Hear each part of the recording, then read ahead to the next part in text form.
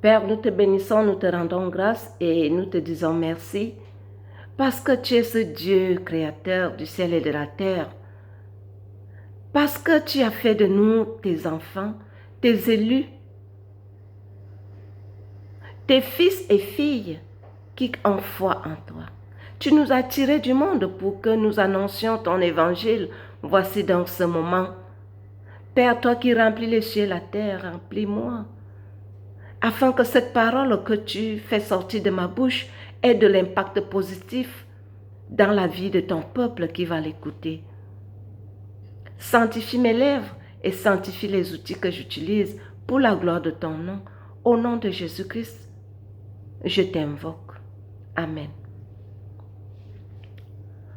Hébreux chapitre 11, verset 1 nous donne la définition de la foi.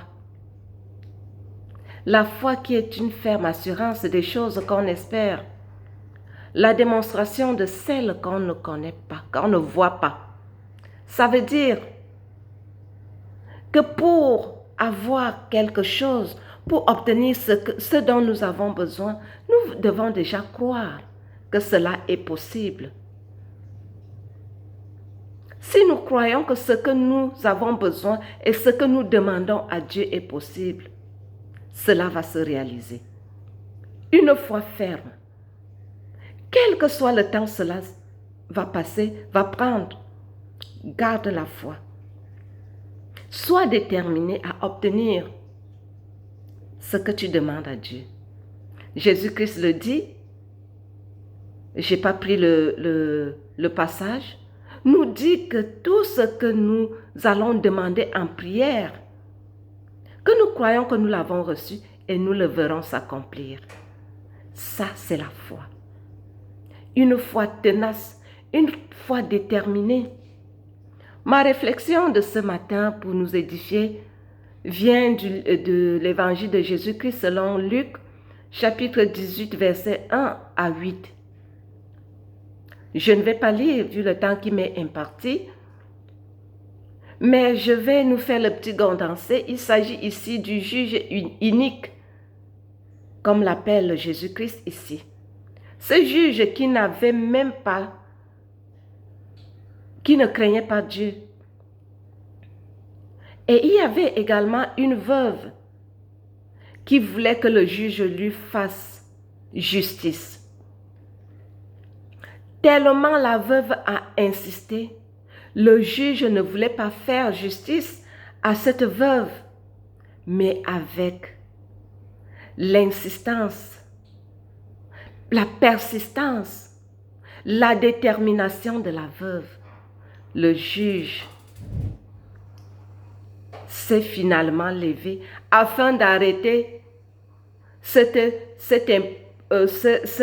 pression parce qu'il se sentait sous oppression de cette femme, parce que cette insistance de cette femme pour qu'il ait la paix. Il s'est levé pour faire justice à cette femme. C'était une parabole qui veut nous amener à croire que quand nous demandons quelque chose avec foi, avec détermination, sans nous décourager, nous l'obtenons. En plus, quand nous sommes des enfants de Dieu,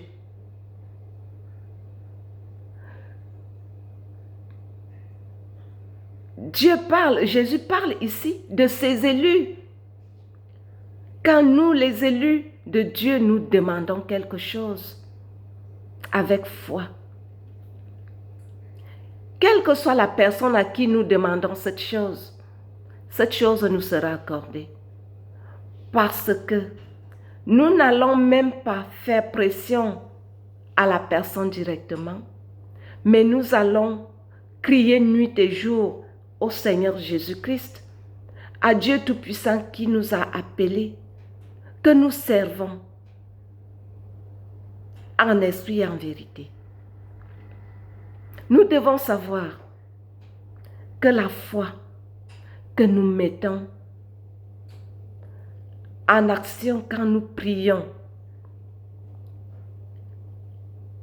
agit dans le cœur de Dieu. Et le Dieu que nous prions le fait ressentir dans le cœur de celui qui doit nous faire justice, qui doit travailler en notre faveur. Voilà. Quand j'ai essayé de parcourir la définition de la foi, je suis allée dans le dictionnaire Larousse qui définit la foi aussi comme une confiance que l'on met en quelque chose. Par exemple, j'ai une foi à mon Père. Je sais que mon Père, quel que soit l'enfant, c'est pour cela que Jésus-Christ nous dit d'avoir le cœur comme des enfants, parce que l'enfant, il ne cherche pas à savoir si le parent a ou pas. Il met toute sa confiance en son parent. Il sait que son parent a et il aura tout de la main de ses parents. C'est une parenthèse. Je veux nous amener à comprendre que nous mettons la foi, que nous sommes amenés à mettre la foi quand nous demandons quelque chose. Oui. Et je suis très heureuse de voir les gens, le monde courir pour obtenir les choses par la foi, pour obtenir ce dont ils ont besoin par la foi. C'est très bien parce que nous mettons la parole en pratique. Mais moi, l'Esprit de Dieu m'a révélé autre chose en parcourant ce passage.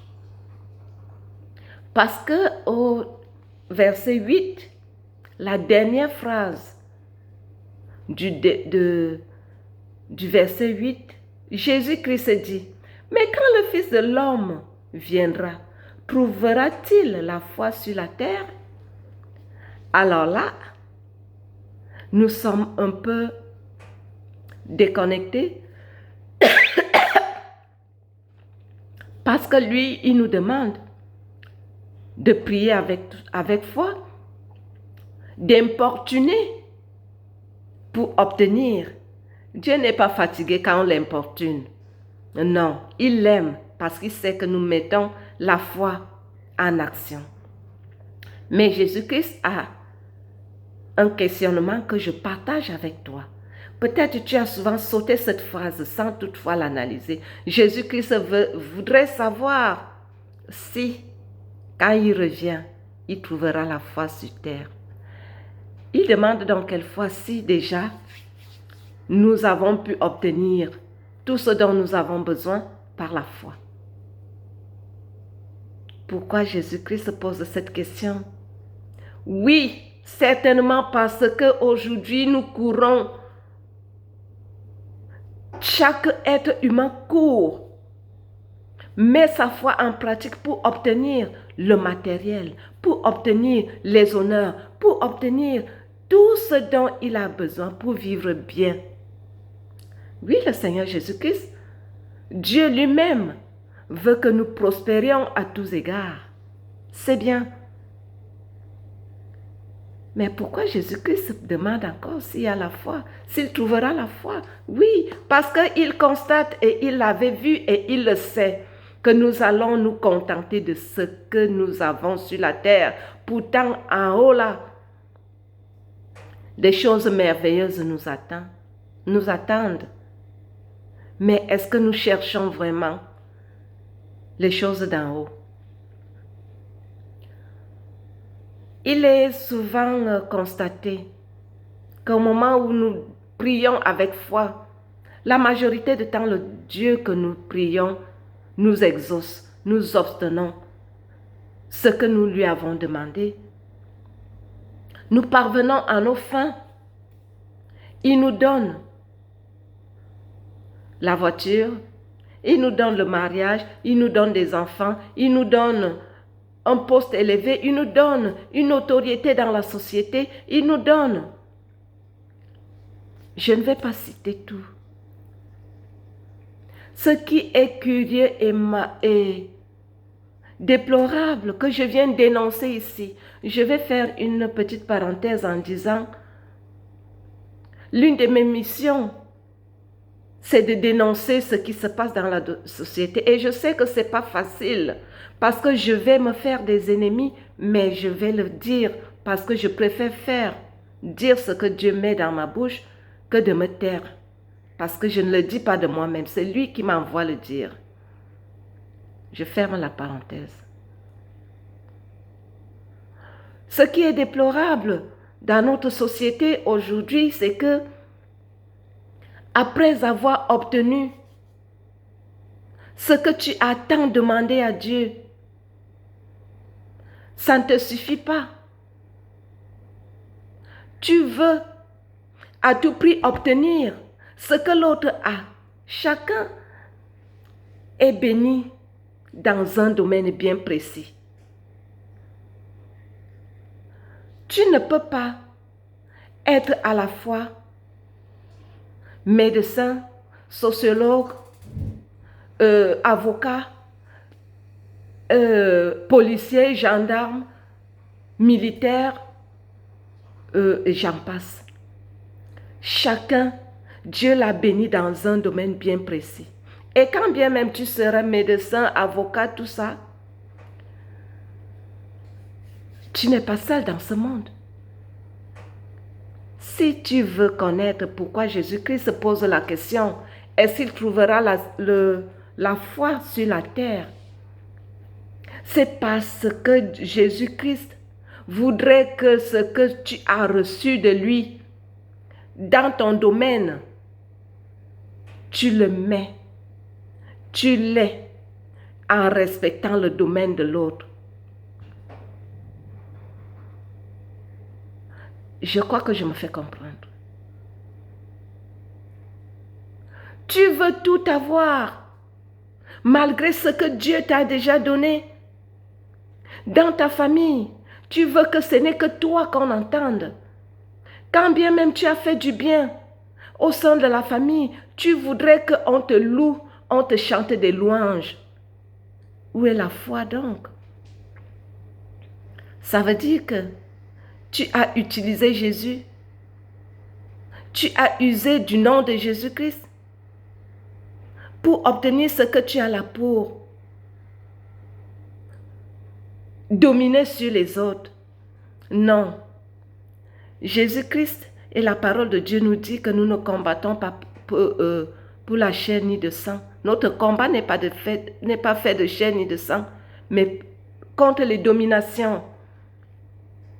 Ton frère qui est dans son couloir, dans son domaine, qui veut que la foi qu'il a eue en Jésus-Christ, la foi qu'il croit que c'est Jésus-Christ, qui est aussi ton sauveur, et que quand il te fait quelque chose, il le fait à Jésus-Christ. Il reste dans son couloir, toi aussi reste dans ton couloir. Et garde la foi que Jésus-Christ existe, il est né, il va revenir, il doit trouver la foi. La foi qui t'amène à occuper ta place auprès de lui quand tu repars. Il est déplorable de voir les églises pleines de personnes qui courent pour obtenir, mais quand ces personnes obtiennent, ils reviennent pour écraser les autres. Aujourd'hui, le monde, c'est que même si je suis haut placé, mais quand je me lève le matin, je cherche. Nos stratégies ne sont plus les stratégies de paix, les stratégies de construction, les stratégies d'évolution, les stratégies d'amour. Nos stratégies sont devenues de plus en plus les stratégies de déstabilisation. Quand on se lève le matin, au lieu de prier Dieu de préserver, c'est pourquoi j'ai combattu, je l'ai importuné pendant des années, mais je cherche plutôt maintenant, comme je suis dans ma zone de confort, je cherche les stratégies à déstabiliser, à arracher la place de l'autre dans son domaine d'activité. C'est ça qui se passe en ce moment. Cela ne se limite pas dans les familles. La société actuelle, c'est comme ça qu'elle fonctionne. On cherche seulement à trouver comment enlever l'autre dans son domaine d'activité parce que le monde veut s'accaparer de tout. Je te dis, tu n'es pas mon Dieu, tu n'es pas dans la volonté de Dieu.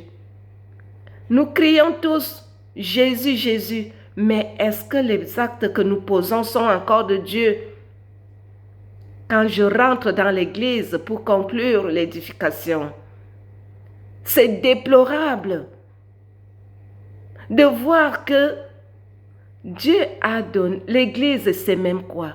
C'est toi, c'est moi, c'est les membres, les êtres humains que Jésus-Christ, Dieu à qui Jésus-Christ a donné à chacun un don,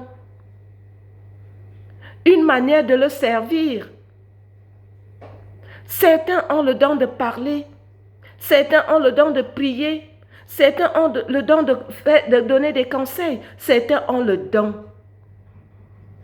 de donner de l'argent parce que Dieu t'a béni là. Certains ont le don, ont été bénis pour avoir des places dans la société, dans le gouvernement, pour relever l'église. Mais pas pour se faire prévaloir, mais pas pour s'accaparer de l'église. Je crie parce que ça devient récurrent. Jésus-Christ cherche, quand il revient, il cherche la foi saine. Une foi saine qui ne cherche pas à nuire l'autre parce que je suis à ce poste, alors je dois m'accaparer de tout. Dieu ne cherche pas ceux qui s'accaparent de tout. Dieu cherche que tu préserves ta foi là où il t'a béni. Que tu relèves ta famille avec un cœur pur, avec un cœur sain, avec des idées saines. Que tu relèves ta société là où tu as béni avec les idées saines, avec un cœur pur. Que tu relèves ton église avec un cœur pur, avec des idées saines. Pas chercher à arracher, à t'accaparer, à te faire prévaloir, à être le numéro un partout. Tu sers quand même un Dieu, le Dieu qui est le Père de tout, de tous, le Créateur de tous.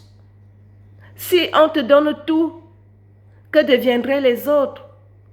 Et toi qui encourages ton frère, ta soeur à te comporter ici, toi qui encourages les dirigeants d'église à se comporter ainsi, parce qu'aujourd'hui, rares sont les dirigeants d'église qui cherchent là où il y a la piété.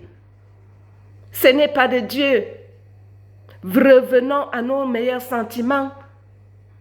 Cessons de détruire l'église du Christ parce que nous voyons que Dieu a béni tel à un poste privilégié de la société. Alors, nous voulons amener le peuple de Dieu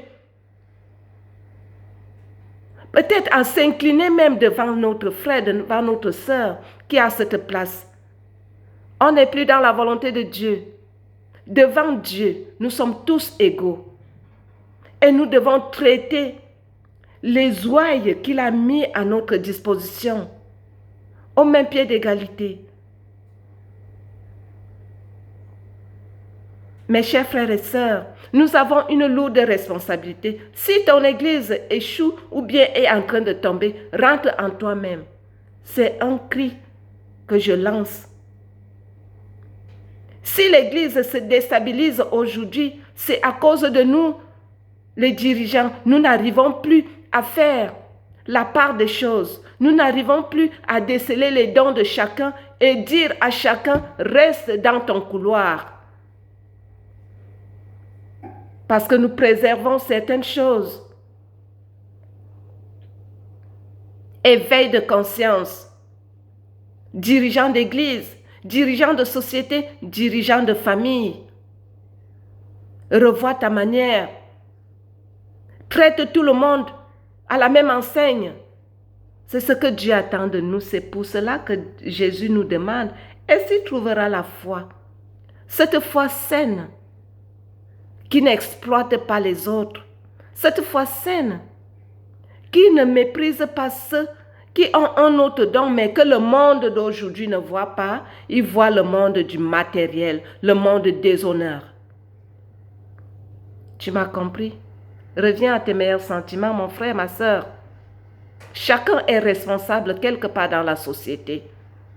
Si Dieu nous avons obtenu par la foi ce que nous lui avons demandé, sachons préserver cette foi en respectant les autres et en respectant la place de l'autre. Ne sois pas celui-là qui complote, qui organise, qui orchestre la déstabilisation de ton frère, de ta soeur, la déstabilisation de la société, la déstabilisation de ton église, la déstabilisation de ta famille. Parce que tu veux soutenir, parce que tu veux être toujours le numéro un. Pourtant, tu as ton couloir.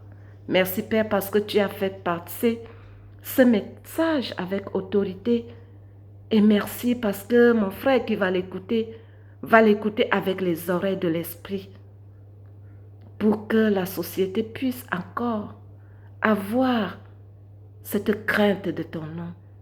Cette foi pure et saine qui nous amène à respecter et à aimer l'autre selon que tu le veuilles. Que ton nom soit béni à jamais au nom de Jésus-Christ. Amen.